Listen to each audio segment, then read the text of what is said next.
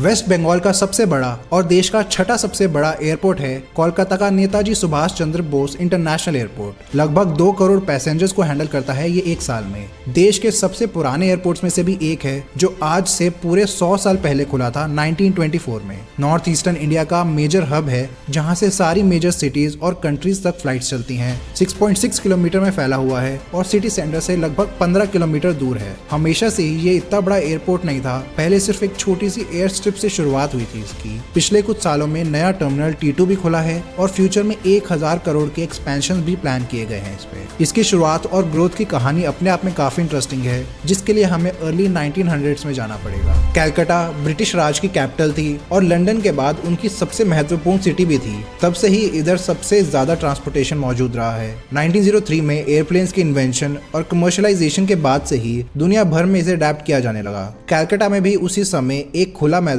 दमदम में स्थापित हुआ। धीरे धीरे इसका यूज और इम्पोर्टेंस बढ़ा। जब इधर बंगाल फ्लाइंग क्लब खोला तब बंगाल के गवर्नर सर स्टैनली जैक्सन ने 1929 में। इसमें तब ग्रास रनवेज ही होते थे और नाम दिया गया दमदम एरोड्रोम। शुरुआत में इसका उपयोग अक्सर नॉर्थ अमेरिका और यूरोप से इंडो चाइना और ऑस्ट्रेलेशिया जैसे स्थानों के बीच उड़ रहे प्लेन्स के लिए एक रेस्ट स्टॉप के रूप में किया जाता था, क्योंकि तब प्लेन्स की रेंज और स्पीड इतनी ज्यादा नहीं होती थी, उन्हें मल्टीपल स्टॉप्स लेने पड़ते थे लंबी जर्नीज में। फिर जैसे ही ये एरोड्रोम से एयरपोर्ट में बदला, कई और डेस्टिनेशन से भी कनेक्ट करने लगा देश और दुनिया की। जैसे एक फ्रेंच एयरलाइन एयर ओरिएंट ने अपने पेरिस से साइगोन रूट में कैलकाटा एक स्टॉप रखा और ब्रिटिश एयरलाइन इंपीरियल एयरवेज ने लंदन से ऑस्ट्रेलिया की फ्लाइट शुरू की कैलकाटा से होते हुए।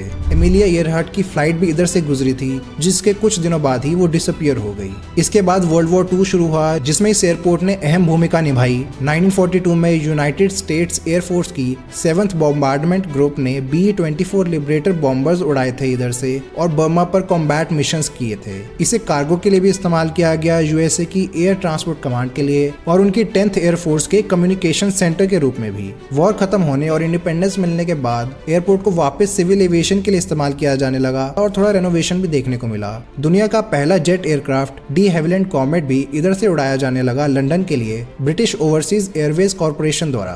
1964 में इंडियन एयरलाइंस ने पहली जेट एयरप्लेन्स की डोमेस्टिक सर्विस स्टार्ट की कैलकाटा से दिल्ली तक, जिसके लिए कैरावेल जेट इस्तेमाल किया गया। अगले कुछ सालों में कई बड़ी एयरलाइंस ने इधर से ऑपरेट किया, जैसे Aeroflot, air France, Cathay Pacific, Japan airlines, Pan Am, KLM, Lufthansa और क्वांटस। जब बोइंग 747 जो एक long range wide body aircraft है लॉन्च हुआ 1969 में, तो इसने हवाई यात्रा को रेवोल्यूशनाइज कर दिया, जिसकी वजह से कैलकाटा जैसे कई स्टॉप ओवर एयरपोर्ट्स की उतनी ज़रूरत नहीं रही। इससे ट्रैवल टाइम काफ़ी कम हुआ और लॉन्ग डिस्टेंस जर्नीज को नॉन स्टॉप कवर करना पॉसिबल हो पाया। तभी 1960s में कैलकाटा एयरपोर्ट में ट्रैफिक काफ़ी गिरने लगा। लेकिन जब बांग्लादेश लिबरेशन वॉर हुआ था 1971 में, तब इंडियन एयरफोर्स ने इसको काफ़ी इस्तेमाल किया और जब कई रेफ्यूजीज आए वॉर से, तो उनको सर्व करने के लिए भी एयरलाइंस ने अपनी सर्विसेज बढ़ाई यहाँ पर। 1975 में पहला कार्गो टर्मिनल बना इधर। सर्विसेज स्लो ही रही अगले 2 दशकों तक, जब तक इकोनॉमिक लिबरलाइजेशन नहीं देखने को मिला देश में।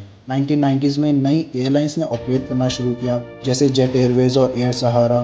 नया टर्मिनल भी खोला 1995 में T2। उसी समय एयरपोर्ट का नाम भी फ्रीडम फाइटर सुभाष चंद्र बोस के ऑनर में रख दिया गया। 2005 में लो कॉस्ट कैरियर्स जैसे स्पाइसजेट, इंडिगो और किंगफिशर एयरलाइंस की बढ़ती पॉपुलैरिटी से फ्लाइट्स और पैसेंजर्स भी बढ़ने लगे देश भर में। कोलकाता के भी दोनों टर्मिनल्स में ओवर क्राउडिंग की वजह से एयरपोर्ट